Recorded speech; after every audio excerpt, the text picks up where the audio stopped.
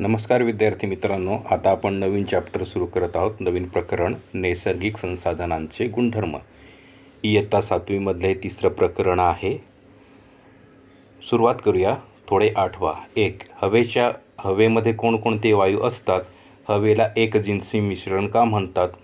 2. हवेमध्ये वेगवेगळ्या वायूंचे उपयोग कोणकोणते आहेत? अर्थातच आता आपण सुरुवातीला आपल्याला म्हटलेलं आहे नैसर्गिक संसाधनांचे गुणधर्म. आता नैसर्गिक संसाधने म्हणजे काय? तर ज्या गोष्टी निसर्गात उपलब्ध असतात आणि ज्याचा आपण वापर करतो, ज्याच्यापासून आपल्या गरजा पूर्ण होतात, आपण ज्याच्यापासून गरजा भागवतो, ते ज्या काही गोष्टी आहेत त्यांना नैसर्गिक संसाधने असे म्हणतात. आता ते कोणकोणते आहेत ते आपल्याला माहितीच आहे. जसं हवा जी आहे त्याच्यामुळे आपलं जीवन आहे ते सुकर झालेले आहे. म्हणजेच हवेमुळेच आपण जगू शकतो. त्याच्याशिवाय हवेचे बरेचसे उपयोग आहेत. जसं इथे पहिला प्रश्न विचारलेला आहे की हवेमध्ये कोणकोणते वायू असतात. आपण शिकलेलो आहोत. ऑक्सिजन आहे, कार्बन डायऑक्साईड आहे, नायट्रोजन आहे आणि असे अनेक प्रकारचे वायू आहेत आणि प्रत्येक वायूचा उपयोग हा वेगवेगळा असतो, हे आपण शिकलेलो आहोत. त्याच्यानंतर त्याला एकजिन्सी मिश्रण का म्हणतात? एकजिन्सी म्हणजे ज्याच्यापासून एखादी गोष्ट अलग करता येत नाही त्याला. जसं आता आपल्या आसपास हवा आहे, त्या हवेमधून आपण ऑक्सिजन वेगळा, कार्बन डायऑक्साईड वेगळा, नायट्रोजन वेगळा असं करू शकत नाही. त्याच्यामुळे हे जे मिश्रण आहे त्याला एकजिन्सी असं म्हणतात, जे आपण सहज अलग करू शकत नाही. जसं आपल्याकडे चिवडा आहे, त्याच्यामधून आपण शेंगदाणे वेगळे करू शकतो, मिरच्या वेगळ्या करू शकतो, कढीपत्ता वेगळा करू शकतो. हे एकजिन्सी मिश्रण नाही. पण पाण्यामध्ये साखर टाकली आणि ती विरघळली किंवा मीठ टाकलं आणि ते विरघळलं तर ते आपल्याला अलग करता येईल का? नाही. मग त्याच्यासाठी स्पेशल विशिष्ट अशी एक प्रक्रिया करावी लागते. मग अशा पद्धतीचे मिश्रण असतं, त्याला एकजिन्सी मिश्रण असं म्हणतात. तर हवा ही एकजिन्सी मिश्रण आहे. आता हवेचे उपयोग कोणकोणते आहेत ते जर तुम्हाला सांगायला झालं तर पूर्ण एक नवीन प्रकरण आपल्याला तयार करावं लागेल. तरी थोडक्यात सांगतो की जसं ऑक्सिजन आहे तो काय करतो, आपलं जे काय हे आहे श्वसन आहे त्याच्यासाठी उपयोगी येतो. जसं ऑक्सिजन आपण नाकावाटे आत घेतो आणि त्यामार्फत आपण जगतो, किंवा तो ऑक्सिजन आहे तो ज्वलनास मदत करतो. असे ऑक्सिजनचे बरेचसे उपयोग आहेत. त्याच्यानंतर कार्बन डायऑक्साईड आहेत. जसं आपल्याला श्वसनासाठी ऑक्सिजनची आवश्यकता लागते तशी झाडांना श्वसनासाठी कार्बन डायऑक्साईडची आवश्यकता लागते. म्हणजे झाडं कार्बन डायऑक्साईड आतमध्ये घेतं आणि त्याच्यानंतर बऱ्याचशा प्रक्रिया आहेत. त्याच्याशिवाय नायट्रोजन आहे. हा जो नायट्रोजन आहे तो वाढीसाठी म्हणून उपयोग होतो. म्हणजे नायट्रोजनची जी काही संयुगे तयार होतात ती संयुगे वाढीसाठी म्हणून उपयोगी येतात. म्हणजे खतं वगैरे असतात ती झाडांना उपयोगी पडतात. अर्थात कंपनीमध्ये किंवा एखाद्या कारखान्यात तयार केलेली खतं नाही तर निसर्गातच सुद्धा खतं तयार होतात. म्हणजे जमीन सुपीक होत असते. ते जे जमिनीचे जे काही पोत वाढवणारे घटक असतात ते नायट्रोजनमुळे तयार होतात. हे आपण शिकलेलो आहोत. असे अनेक वायूंचे अनेक उपयोग आपल्याला सांगता येतील. आता इथे बघूया, आपला महत्त्वाचा मुद्दा आहे हवेचे गुणधर्म. आपल्या सभोवताली हवा असली तरी ती आपल्या डोळ्यांना दिसत नाही, तरी हवेचे अस्तित्व आपल्याला जाणवते. जेव्हा आपण श्वास घेतो तेव्हा नाकावाटे हवा आत घेतली जाते. तोंडासमोर हात धरून फुंकर मारल्यास आपल्याला हवेचा स्पर्श जाणवतो.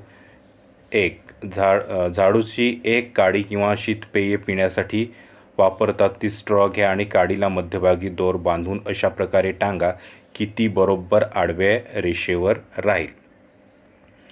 काडीच्या दोन टोकांना 2 सारख्या आकाराचे रबरी फुगे बांधा. काडी आडव्या रेषेत राहील असे पहा. आता त्यातील एक फुगा काढा व तो फुगवून परत काडीला पूर्वीच्या जागी बांधा. आता काडी आडव्या रेषेत राहते का?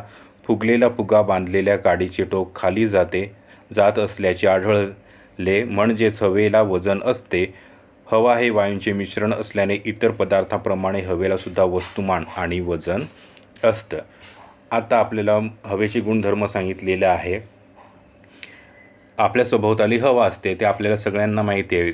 आपल्या डोळ्यांना दिसते का? नाही दिसत, पण जाणवते. आपण श्वास घेतो, श्वासावाटे हवा आतमध्ये घेतो, आपल्याला जाणवतं. किंवा आपण नुसती अशी फुंकर मारली तरी आपल्याला जाणवतं हवा आहे असं.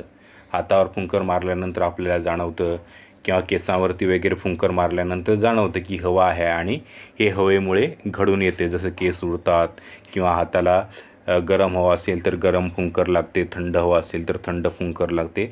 हे जे आहे त्याच्यामुळे आपल्याला कळून येते हवा आहे. तर ही जी हवा आहे त्याचे गुणधर्म काय, तर पहिलाच गुणधर्म आपल्याला सांगण्यासाठी एक छोटासा प्रयोग दिलेला आहे.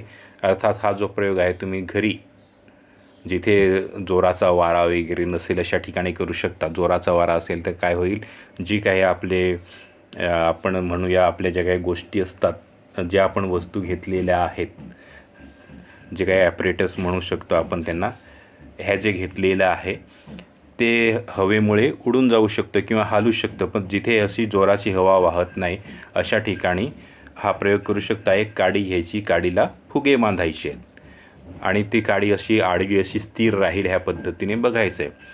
त्याच्यानंतर एक फुगा फुगवायचा आणि पुन्हा त्या काडीला बांधायचा आहे. आता फुगवलेला जो फुगा आहे त्या साईडची काडी आहे ती खाली येते आणि ज्या साईडचा फुगा फुगवलेला नाही त्या साईडची काडी आहे ती वर जाते. इथे आपल्याला चित्रात दाखवलेलं आहे त्याप्रमाणे. अर्थात असं का होतं, कारण की आपण फुगा फुगवलेला आहे म्हणजे त्याच्यामध्ये हवा भरलेली आहे.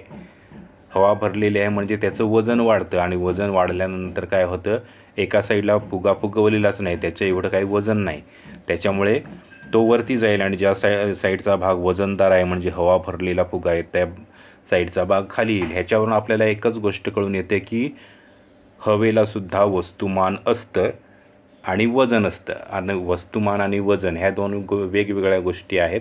अर्थात त्याचंसुद्धा आपण स्पष्टीकरण एखाद्या प्रकरणात घेऊया.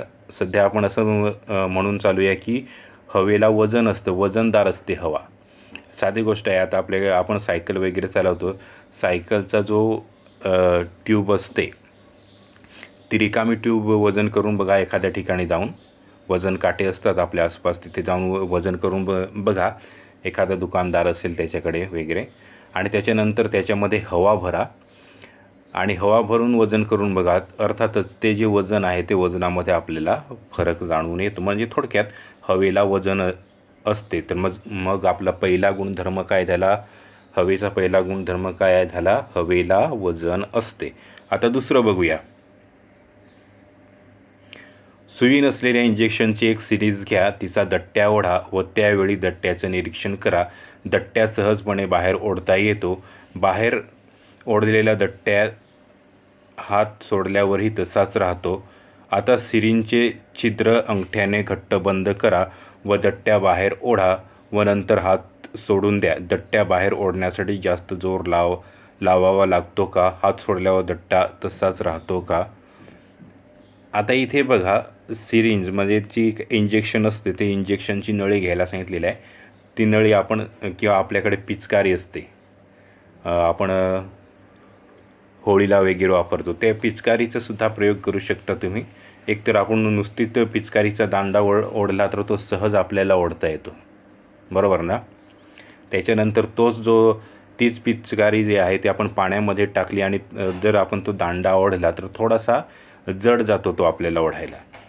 त्याच्यानंतर आपण जर तो जो काय पिचकारी आहे त्याचं ते समोरचं जे टोक आहे जिथून हवा आत बाहेर जाते किंवा पाणी जे आहे ते आत बाहेर जातं, ते जे समोरचं टोक आहे ते आपण हाताने बंद केले आणि त्याच्यानंतर तो जो दांडा आहे तो दांडा ओढण्याचा प्रयत्न केला. ओढता येते का? हां, थोडंसं ओढलं जातं पण खूप ताकद करावी लागते आपल्याला त्याच्यासाठी.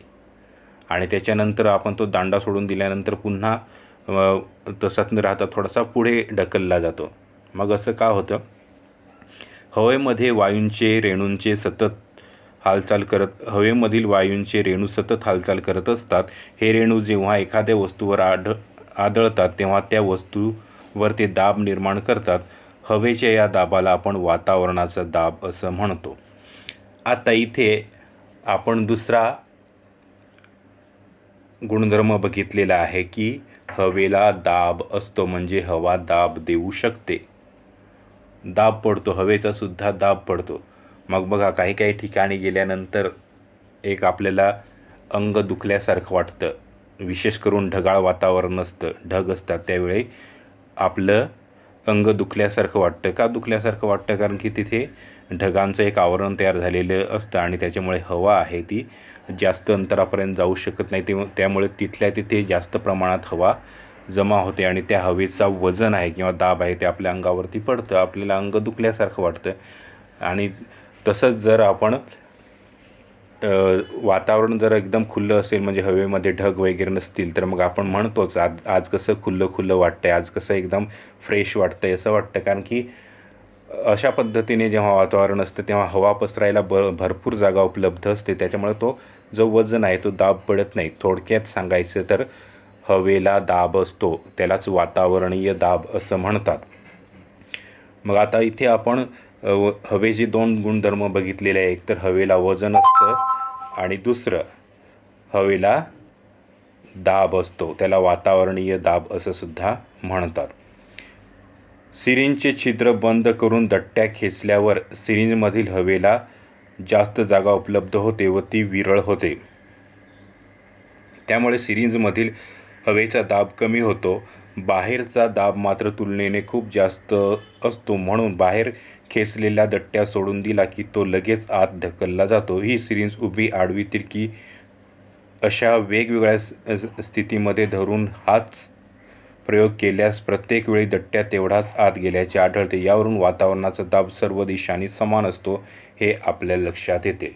वातावरणाचा दाब हा सगळ्या दिशांनी सारखेच असतं, म्हणजे आपण जर उभे आहोत असं जर विचार केला तर आपल्या डोक्यावरून येणारा दाब आहे तो तेवढाच आहे. आपल्या एका साईडला, म्हणजे समजा उजव्या साईडला येणारा दाब तेवढाच आहे, डाव्या साईडला येणारा दाब तेवढाच आहे, खालून येणारा दाब तेवढाच आहे. सगळ्या बाजूने हवेचा दाब सारखाच असतो. ह्याचं दुसरं उदाहरण म्हणजे आपण जेव्हा फुगा फुगवतो तेव्हा जसं आपण एखाद्या पिशवीमध्ये समजा भाज्या टाकल्या तर ती पिशवी सगळ्या बाजूने अशी फुगते का? तर नाही. जिथे भाज्या टाकलेल्या आहेत तिथेच आतमध्ये लोंबकळते ती. पण आपण जेव्हा हवा भरतो तेव्हा समजा आपण हवा भरतोय तर मग एकाच साईडला जाऊन हवा राहते का? तर नाही. ती सगळ्या साईडला व्यवस्थित हवा भरली जाते. याचा अर्थ हवा सगळ्या बाजूने सारखीच पसरते. याचा अर्थ हवा सगळ्या बाजूने सारख्याच पद्धतीने दाब देत असतं.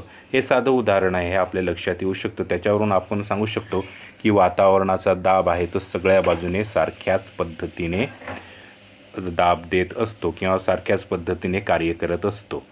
तर हे आपण बघितलेलं आहे. कोणते 2 बघितले? एक तर हवेला वजन असतो आणि दुसरा हवेला दाब म्हणजे वातावरणीय दाब असतो. आणि तिसरा गुणधर्म बघितलेला आहे की वातावरणीय दाब हा सर्व दिशांना समान असतो. आता पुढे बघूया. आता हे सगळं आपण बघितलं ते पृथ्वीवरचं बघितलेलं आहे. आता आपल्या पुढे चंद्रावर वातावरणाचा दाब असेल का? चंद्रावर वातावरणाचा दाब असेल का असं विचारलेलं आहे. अर्थातच तुम्ही मागच्या इयत्तामध्ये शिकलेला असाल तर पृथ्वीवरती हवा आहे हे तुम्हाला सगळ्यांना माहिती आहे. म्हणून सजीव जे आहेत, म्हणजे जिवंत जे काही आहेत, प्राणी असतील, वनस्पती असतील, ते आपल्याला पृथ्वीवरतीच आढळतात. त्या मानाने इतर जे काही ग्रह असतात त्या ग्रहावरती हवा एवढ्या प्रमाणात नसते, असली तरी खूप कमी प्रमाणात असते, हे आपल्याला माहिती आहे. मग जेवढा दाब पृथ्वीवरती आहे तेवढा दाब चंद्रावरती असेल का? नाही. पृथ्वीच्या मानाने चंद्रावरती हवा कमी असते आणि त्याच्यामुळे हवेचा दाब काय असतो? कमीच असतो. त्याच्यामुळे चंद्रावरती हवेचा दाब हा कमी आहे, हे आपण बघितलेलं आहे. अगदी आपण टी व्हीवरती वगैरे सुद्धा बघितलेलं आहे की चंद्रावरती जी काही चालणारी जी माणसं आहेत ती सहज अलगद तरंगतसारखी चालताना दिसतात आपल्याला. तिथे जो दाब आहे तो आपल्यापेक्षा कमी आहे, पृथ्वीपेक्षा कमी आहे तिथे. सामान्यतः सर्वसामान्य स्थितीमध्ये समुद्रसपाटीला वातावरणाचा दाब हा सुमारे 1,01,400 न्यूटन प्रति चौरस मीटर इतका असतो. वायुदाब मापकाने तो मोजता येतो. वातावरणाचा दाब समुद्रसपाटीपासून उंच जाताना कमी कमी होत जातो. आता इथे आपल्याला म्हटलं त्या पद्धतीने समुद्रसपाटीला म्हणजे समुद्राच्या जवळ वातावरणाचा दाब जो आहे तो काय आहे? 1,01,400 न्यूटन प्रति चौरस मीटर एवढा आहे. समुद्राच्या सपाटीला असं का म्हटलेलं आहे? कारण की जमिनीचा सगळ्यात खालचा जो थर असतो तो समुद्राचा असतो. समुद्राच्या लेवलला आपण म्हणून मोजतो तो. तर मग ह्या खालच्या लेवलला जो दाब असतो तो 1,01,400 न्यूटन प्रति चौरस मीटर आहे. आणि आपण जसं जसं वरती जातो तसा तसा हा दाब कमी कमी होत जातो. अर्थातच हा जो दाब आहे तो का बरं कमी कमी होत जात असेल? साधी गोष्ट आहे जसं जसं आपण वर वर जातो तशी तशी हवा कमी कमी कमी होत जाते आणि जशी जशी हवा कमी कमी होत जाते तसा हवेचा दाबही कमी कमी होत जातो. म्हणून जसं जसं आपण समुद्र सपाटीपासून उंच म्हणजे पर्वतांकडे वगैरे असं वरती वरती जात असतो तेव्हा तो दाब कमी झालेला आपल्याला जाणवतो. पुढे आहे थोडी गंमत. पाण्याने पूर्ण भरलेल्या पेल्याच्या तोंडावर पुठ्ठ्याचा तुकडा बसवा. पुठ्ठ्याला हाताने आधार देऊन पेला झटकन उलटा करा. हाताचा आधार काढून घ्या. काय लक्षात येते? हा जो प्रयोग आहे कदाचित तुम्ही एकदा केल्यानंतर सक्सेस होणार नाही, पण 2-3 वेळा केल्यानंतर सक्सेस होईल. आपण काय करतो, पूर्णच्या पूर्ण पाणी भरून घ्यायचं आहे त्या पेल्यामध्ये, ग्लासमध्ये, आणि त्याच्यावरती एखादं कार्ड लावायचं आहे, एखादा पुट्टा वगैरे लावायचा आहे आणि मग ते जे आहे तो जो ग्लास आहे तो उलटा करायचा आहे. उलटा केल्यानंतरसुद्धा तो जो पुट्टा आहे तो तसाच राहतो, पडत नाही, जरी त्याच्यामध्ये पाणी असलं तरीसुद्धा. असं का होतं? कारण की आत्ताच आपण शिकलेलं आहे तसं हवेचा दाब असतो, तो हवेचा दाब आहे तो त्या पुठ्ठ्याला असं वर ढकलण्याचा प्रयत्न करतो आणि त्याच्यामुळे तो पुठ्ठा आहे तिथेच राहतो. अर्थातच आपण हा प्रयोग करत असताना पाण्याचा दाब जास्त झाला आणि हवेचा दाब जर कमी झाला तर तो पुठ्ठा पडू शकतो. इथे पाण्याचा दाब आणि हवेचा दाब दोन्ही सारखेच असले किंवा हवेचा दाब हा जरा जास्त असला आणि पाण्याचा दाब कमी असला तर तो पुठ्ठा आहे तिथेच राहू शकतो. तर हा प्रयोग आहे तो तुम्ही करून बघा. मग तुम्ही केल्याशिवाय तुमच्या ते लक्षात येणार नाही पुठ्ठा पडतो की तसाच राहतो तो. त्याच्यामुळे हा प्रयोग तुम्ही करून बघायचा आहे आणि मग मला सांगायचं आहे की पुठ्ठा पडलेला आहे की राहिलेला आहे तो. पुढे बघू. असे होऊन गेले. डॅनियल बर्नौली या स्वीडिश शास्त्रज्ञाने 1726 साली महत्त्वाचे तत्त्व मांडले की हवेचा वेग वाढला तर तिचा दाब कमी होतो आणि या उलट जर हवेचा वेग कमी झाला तर दाब वाढतो. एखादी वस्तू हवेमधून गतिमान असल्यास त्या वस्तूच्या गतीच्या लंब दिशेला हवेचा दाब कमी होतो आणि मग आजूबाजूची हवा जास्त दाबाकडून कमी दाबाकडे जोराने वाहू लागते. डॅनियल बर्नौलीचे छायाचित्र इंटरनेटवरून घ्या व इथे चिकटवा. हे करण्यासाठी तुम्ही संगणकावर कोणकोणत्या कृती केल्या. अर्थातच तुम्ही कम्प्युटरवरती किंवा आपल्या मोबाईलवरती जाऊन ते छायाचित्र काढायचं आहे आणि मग इथे चिपकवायचं आहे. हा जो आहे डॅनियल बर्नौली ह्याने आपल्याला काय सांगितलेलं आहे की जर हवेचा स्पीड जास्त असला, वेग जास्त असला तर त्याचा दाब कमी होतो. आताच मी तुम्हाला म्हटलं, जेव्हा आपल्याकडे ढग वगैरे गोळा होतात तेव्हा हवा जोरजोराने वाहत असते का? नाही, ते सगळं स्थिर झालेलं असतं आणि मग स्थिर झालेलं असल्यामुळे हवा इकडे तिकडे वाहत नाही आणि तो तिथे दाब जास्त होतो. हे मी तुम्हाला आत्ताच म्हटलेलं आहे. या उलट जर हवा खूप वेगाने वाहत असली तर मग दाब कमी होतो. जसं खुलं वातावरण असलं, जर हवेमध्ये ढग वगैरे नसलं तर मग हवा व्यवस्थित वाहत असते आणि अशा वेळी आपल्याला दाब कमी जाणवतो. हे आपल्याला जाणवतं, आपल्याला माहिती असते. तर हे त्यांनीसुद्धा आपल्याला सांगितलेलं आहे, प्रयोग करून त्यांनी सिद्ध करून दाखवलेलं आहे. आणि पुढे म्हटलेलं आहे की एखादी वस्तू स्पीडमध्ये असेल, जशी उदाहरणार्थ कार आहे, ती खूप गतीमध्ये आहे, तर गतीच्या लंब दिशेला हवेचा दाब कमी होतो. गतीच्या लंब दिशेला म्हणजे काय? कार जर पुढे जात असेल तर वरून उभा किंवा खालून उभा या पद्धतीची जी दिशा असते त्या दिशेला दाब कमी झालेला असतो. आणि मग अशा वेळेस काय होतं की जी बाकीची हवा आहे ती दाब कमी झाल्यानंतर त्या ठिकाणी जाण्याचा प्रयत्न करते किंवा त्या ठिकाणी जायला लागते. आता तुम्हाला चित्र चिपकवायला सांगितलेलं आहे, ते तुम्ही चित्र तिथे चिपकवा आणि ते चित्र मिळवण्यासाठी तुम्ही काय काय केलं त्या कृतीसुद्धा सांगा. पुढे निरीक्षण करा. एक प्लॅस्टिकच्या कपामध्ये पाणी घेऊन त्यामध्ये एक स्ट्रॉ धरा. दुसऱ्या एका स्ट्रॉचा लहान तुकडा पहिल्या स्ट्रॉच्या वरच्या तोंडाजवळ काटकोनात धरा. स्ट्रॉच्या लहान तुकड्यावर जोराने फुंकर मारा. तुम्हाला पाण्याचा फवारा उडताना दिसेल. असे का घडले? स्ट्रॉमधून फुंकर मारल्यावर त्याच्या समोरील असलेली हवा दूर ढकलली जाते आणि त्यामुळे त्या ठिकाणी असलेल्या हवेचा दाब कमी होतो. स्ट्रॉच्या वरच्या तोंडाजवळ असलेल्या हवेच्या हवेचा दाब वातावरणाच्या दाबापेक्षा कमी झाल्याने कपमधील पाणी जास्त दाबाकडून कमी दाबाकडे म्हणजे वरच्या दिशेने ढकलले जाते व पाणी फवाऱ्याच्या रूपात बाहेर पडते. जेवढ्या जोरात फुंकर माराल तेवढ्या मोठ्या प्रमाणात फवारा उडत असल्याचे लक्षात येईल. स्ट्रॉचा हा फवारा बर्नौलीच्या तत्त्वावर आधारित आहे. आता इथे चित्रात दाखवल्याप्रमाणे जी रचना आहे ती रचना तुम्हाला इथे करायची आहे. आणि मग जो उभा स्ट्रॉ दाखवलेला आहे त्याला एक रिकामा आडवा स्ट्रॉ घेऊन फुंकर मारायचे आहे. तुम्हाला त्याच्यामधून पाणी उडताना दिसेल. इथे म्हटलेलं आहे त्या पद्धतीने आपण फुंकर मारल्यानंतर हवेचा जो दाब आहे तो दाब कमी होऊन जातो. आणि हवेचा दाब कमी झाल्यानंतर अर्थातच तिथे कमी हवा झाल्यानंतर ते जी जागा रिकामी झालेली असते त्या रिकाम्या जागेमध्ये पाणी शिरण्याचा प्रयत्न करतो. त्याच्यामुळे हे पाणी उडताना आपल्याला तिथे दिसत आहे. अर्थात हा प्रयोग आपल्याला खूप काळजीपूर्वक करावा लागतो. त्याचं कारण असं आहे की जो फुंकर आहे ती आपल्याला जेवढा हवेचा दाब आहे तेवढा कमी होईल एवढ्या जोरात मारावी लागते. त्याच्यामुळे तुम्ही जर तेवढ्या जोरात जर ती फुंकर मारली तरच पाणी उडताना दिसेल, नाहीतर पाणी उडत नाही.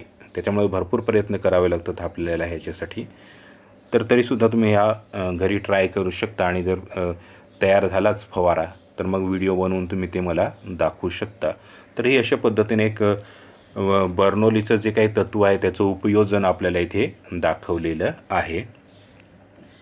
पुढे हवेचे तापमान वाढले की त्याचा हवेच्या दाबावर काय परिणाम होतो. हवेचं तापमान वाढलं काय होईल. अर्थातच हवा तापते त्याच्यामुळे ती काय होते, विरळ होते. म्हणजेच त्याचे हवेचे कण एकमेकांपासून लांब लांब जायला लागतात. म्हणजेच हवा विरळ होते म्हणजे त्याचा दाब काय होणार आहे, कमी होणार आहे. त्याच्यामुळे हवेचा दाब जो आहे तो कमी होतो. त्याच्यामुळे बघा आपल्या वातावरणाचा जर विचार केला तर पावसाळ्यामध्ये हवेचा दाब जास्त असतो. म्हणजे साधा विचार केला तर पावसाळ्यामध्ये आपल्याला थोडंसं दबल्यासारखं वाटतं, बरोबर ना. आणि तसं उन्हाळ्यात वाटतं का, नाही. उन्हाळ्यात एकदम आपल्याला खुल्लं सुटसुटीत असं वाटतं आहे. त्याच्यामुळंच आहे कारण की पावसाळ्यामध्ये जेव्हा खूप पाऊस वगैरे पडत असतो, वातावरण जरा थंड झालेलं असतं, तेव्हा हवा जी आहे ती थोडीशी घट्ट झालेली असते. आणि उन्हाळ्यामध्ये हवा तापलेली असते त्याच्यामुळे ती विरळ झालेली असते. तर हेच कारण आहे की हवा जेव्हा तापते तेव्हा ती विरळ होते आणि हवेचा दाब काय होतो, कमी होते. हे लक्षात ठेवायचे. तापलेली जी हवा जर उष्ण असेल, गरम असेल तर त्याचा दाब हा कमी होतो. हे नेहमी लक्षात ठेवायचं आहे. जेव्हा दोन ठिकाणच्या हवेतल्या दाबामध्ये फरक पडतो तेव्हा हवा जास्त दाबाच्या ठिकाणापासून कमी दाब असलेल्या ठिकाणी वाहू लागते. अशा वेळी आपल्याला वारा सुटल्याचे जाणवते. म्हणजेच हवेतल्या दाबात पडलेल्या फरकाचा परिणाम म्हणजे वाहणारे वारे होय. याविषयी अधिक माहिती तुम्ही भूगोलच्या वारे ह्या पाठामधून घेणार आहोत. इथे हवेचा जो दाब आहे तो कमी होतो आणि मग हवेचा दाब कमी झाल्यानंतर काय होतं, जास्त दाबाकडील हवा कमी दाबाकडे वाहायला लागते. हे हवेच्या बाबतीत जरी तुमच्या एवढं लक्षात येत नसेल तरी पाण्याच्या बाबतीत तुमच्या लक्षात येणार आहे.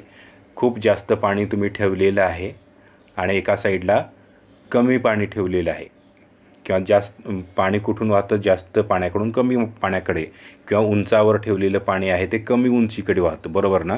उंचावरून पाणी आहे ते कमी उंचीकडे वाहत असते. म्हणजेच जास्त दाबाकडून कमी दाबाकडे हवा वाहत असते. म्हणून जिथे जिथे हवेचा दाब कमी होतो तिथे तिथे हवा वाहायला सुरुवात होते. म्हणूनच उन्हाळ्यामध्ये उष्णता वाढते, हवेचा दाब कमी होतो.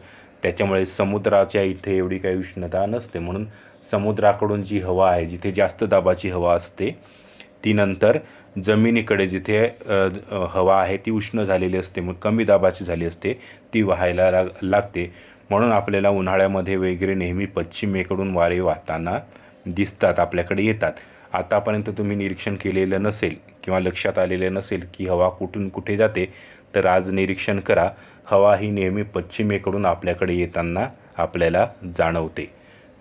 पुढे एका ग्लासमध्ये पाऊण उंचीपर्यंत बर्फाचे खडे घ्या. आता निरीक्षण करा, ग्लासच्या बाहेर पाणी कसे आले. ग्लासमध्ये बर्फाचे खडे ठेवल्याने ग्लासभोवती असलेल्या हवेला थंडावा मिळतो. हवेमध्ये बाष्पाच्या रूपात असलेल्या पाण्याला थंडावा मिळाला की विशिष्ट तापमानाला त्याचे संघनन होते व त्यामुळे बाष्पांचे रूपांतर पाण्यात होते व हे पाणी ग्लासच्या बाहेरील पृष्ठभागावर जमा होते. हवेतले आर्द्रतेचे प्रमाण वेगवेगळ्या ठिकाणी वेगवेगळे असते. त्याचप्रमाणे दिवसभरातील कालावधीतही हवेतल्या आर्द्रतेचे प्रमाण बदलते. हवेतल्या आर्द्रतेचे प्रमाण हे तिच्या बाष्प धरून ठेवण्याच्या क्षमतेनुसार ठरते. रात्री किंवा पहाटे जेव्हा हवेचे तापमान कमी असते तेव्हा त्याची बाष्प धरून ठेवण्याची क्षमता कमी होते. अशा वेळी हवेतल्या जास्तीच्या बाष्पाचे पाण्याच्या थेंबात रूपांतर होते. ह्यालाच आपण दवबिंदू असे म्हणतो. दुपारी जेव्हा हवेचे तापमान वाढलेले असते तेव्हा हवेची बाष्प धरून ठेवण्याची क्षमतासुद्धा वाढते. हवेच्या क्षमतेच्या मानाने हवेतील बाष्पांचे प्रमाण कमी होते. अशा वेळी आपल्याला हवा कोरडी असल्याचे जाणवते. पावसाळ्यात तसेच समुद्रकिनारी हवेतल्या बाष्पांचे प्रमाण खूप भरपूर असते. अशा वेळी आपल्याला दमटपणा जाणवतो. आता इथे आपल्याला म्हटलेलं आहे तसं एक ग्लास घ्यायचा आहे, त्याच्यामध्ये बर्फाचे खडे टाकायचे आहेत. मग त्या ग्लासला बाहेरून पाण्याचे थेंब दिसतात आपल्याला. आता ही जी कृती आहे ती आपण बऱ्याच ठिकाणी बघितलेली आहे. जसं आपण आपल्या फ्रीजमध्ये पाण्याची बॉटल ठेवलेली आहे, ती थोडा वेळ बाहेर काढून ठेवली तर अगदी त्या बॉटलच्या बाहेर मोठे पाण्याचे थेंब तयार होतात. किंवा आपण एखाद्या दुकानामध्ये गेलो आणि तिथून कोल्ड्रिंक्सची बॉटल जरी विकत घेतली तरीसुद्धा बाहेर आणल्यानंतर त्या कोल्ड्रिंक्सच्या बॉटलच्या बाहेरच्या साईडला पाण्याचे थेंब तयार होतात. असं का तयार होतं तर हवेमध्ये बाष्प असतं आणि आपल्याकडे असलेल्या बर्फाने भरलेला ग्लास असेल किंवा कोल्ड्रिंक्सची बॉटल असेल किंवा फ्रीजमध्ये ठेवलेली पाण्याची बॉटल असेल, ही जर बाहेर काढली तर ती खूप थंड असते आणि हवेमधलं जे काही बाष्प असतं ते बाष्प काय होतं, ह्या थंडपणामुळे त्याचं पाण्यात रूपांतर होतं आणि हेच जे पाणी आहे ते आपल्याला बाहेरच्या साईडला चिकटलेलं दिसतं. तर हे बाष्प असतं, त्याचंच पाण्यामध्ये रूपांतर होतं. इथे हवा जेव्हा उष्ण असतं तेव्हा त्याच्यामध्ये बाष्प धरून ठेवण्याची क्षमता खूप जास्त असते. म्हणजे जसं उन्हाळ्यामध्ये असतं, उन्हाळ्यामध्ये हवेमध्ये आपल्याला पाण्याचे थेंब दिसतात का? नाही, कारण की हवा उष्ण असते, त्याची बाष्प धरून ठेवण्याची क्षमता खूप जास्त असते. जेव्हा हवा थंड होते तेव्हा त्याची बाष्प धरून ठेवण्याची क्षमता कमी होते. आता बाष्प धरून ठेवण्याची क्षमता कमी झाल्यानंतर काय होणार आहे, जे जादाचे बाष्प आहे ते बाहेर पडणार, बरोबर ना? म्हणजे एखादी पिशवी आहे आणि पिशवीमध्ये जर आपण वस्तू भरली, जसे तांदूळ भरलेले आहेत पिशवीमध्ये, पण मग जास्तीचे तांदूळ झालेले आहेत ते काय होतील, ते पिशवीच्या बाहेर पडतील. हा त्याच पद्धतीने आहे. हवा थंड झाल्यानंतर त्यांना बाष्प धरून ठेवण्याची क्षमता कमी होते, त्याच्यामुळे हे जास्तीचं बाष्प आहे ते आपण म्हणूया बाहेर पडतं. म्हणजेच थोडक्यात त्याचं पाण्याच्या थेंबामध्ये रूपांतर होतं. त्याच्यामुळे रात्री जेव्हा हवा थंड असते तेव्हा ते बाष्पाचं पाण्यात रूपांतर झालेलं असतं, आपण त्याला दवबिंदू असं म्हणतो. किंवा पावसाळ्यामध्ये सुद्धा अशा पद्धतीने आपल्याला दिसतं. तर हे जे आहे त्याला आपण संघनन असं म्हणतो. जे संघनन झाल्यानंतर मग बाष्पांचं पाण्यामध्ये रूपांतर होतं. बाष्प जे आहे ते हवेमध्ये असतं. हवेमध्ये बाष्प असण्याची जे काही प्रमाण असतं त्यालाच आर्द्रता असं म्हणतात. वेगवेगळ्या ठिकाणी वेगवेगळी आर्द्रता असतं. जसं समुद्रकिनाऱ्याच्या ठिकाणी जी काही गावं असतात, ज्या काही वस्ती असतात, तिथे हवेमध्ये आर्द्रता म्हणजेच बाष्पांचे प्रमाण जास्त असतं. त्याच प्रमाणात आपण समुद्र सोडून लांबच्या ठिकाणी जायला लागलं, जसं आपण जळगाव वगैरे ह्या ठिकाणी गेलो तर तिथे हवेमध्ये बाष्पाचं प्रमाण कमी असतं, म्हणजे तिथे बाष्प जवळजवळ नसतंच. किंवा दिवसामध्ये सुद्धा हवेमध्ये बाष्पाचं प्रमाण म्हणजे आर्द्रता वेगवेगळी असते. म्हणजे बघा, सकाळीच आपण बघितलं, विशेष करून हिवाळ्यामध्ये सकाळीच काय असतं, दव पडलेलं असतं, बरोबर ना?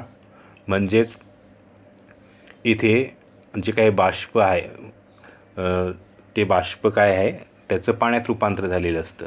त्याच्यानंतर दुपार आहे, दुपारी काय होतं, उष्णता वाढलेली असतं, त्याच्यामुळे बाष्प धरून ठेवण्याची क्षमता वाढते.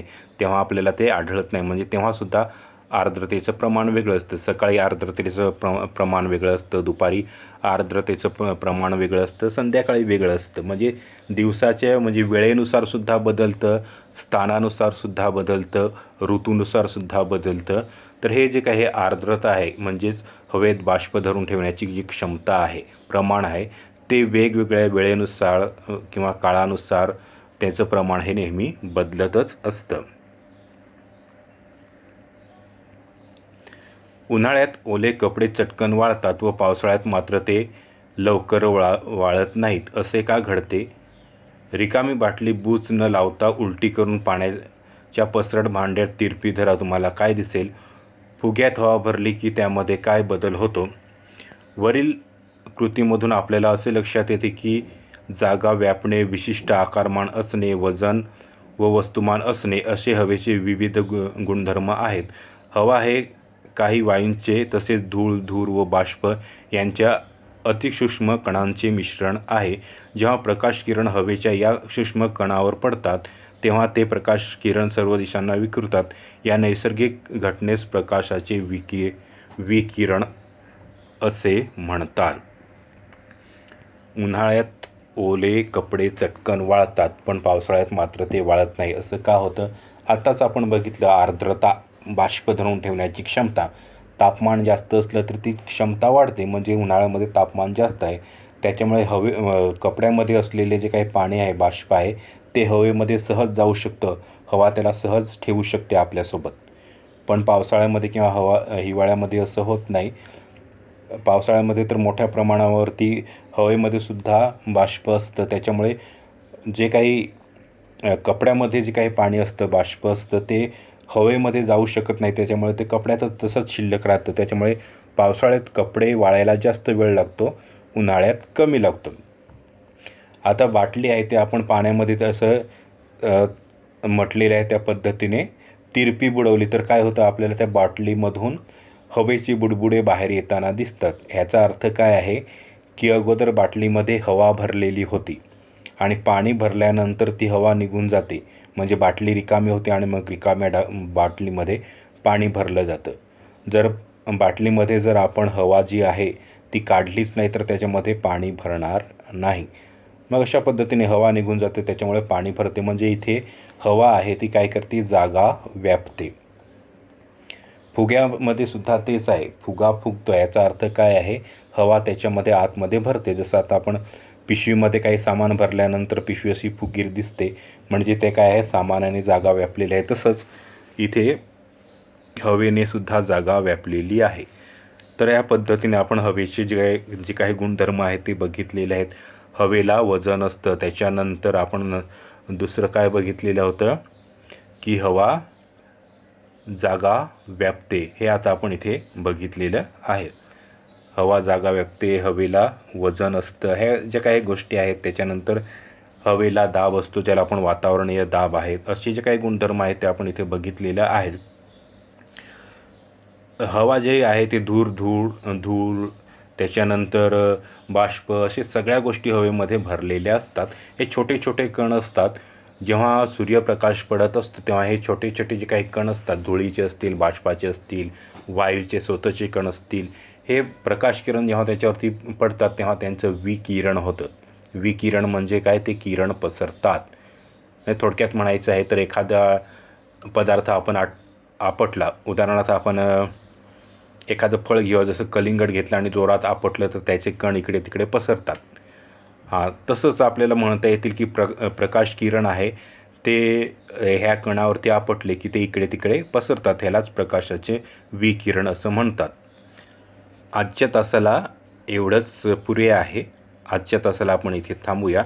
बाकीचे जे हवेच्या संदर्भात काही गुणधर्म आहेत किंवा हवेच्या संदर्भात काही गोष्टी आहेत किंवा इतर काही गोष्टी असतील त्या आपण पुढच्या तासाला बघूया. तोपर्यंत तुम्ही अभ्यास करा. थांबूया इथे. धन्यवाद.